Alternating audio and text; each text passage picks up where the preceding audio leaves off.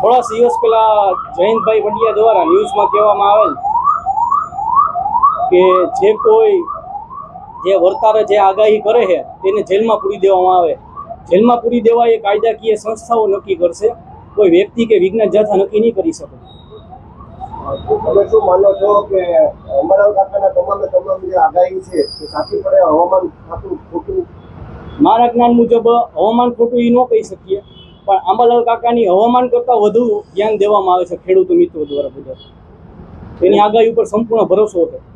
એમ કે વિજ્ઞાન ઉપર ભરોસો કરો, નહીં કે વર્તારા ઉપર. તમારું આ મામલે શું માનવું? વિજ્ઞાન એ જ્ઞાન છે, પણ આઈએમડીની વેબસાઇટ જોઈએ તો એમાં 2017માં કોઈ વ્યક્તિએ આરટીએ કરીએ તેની તે 50 થી 60% આગાહી ખોટી થઈ છે.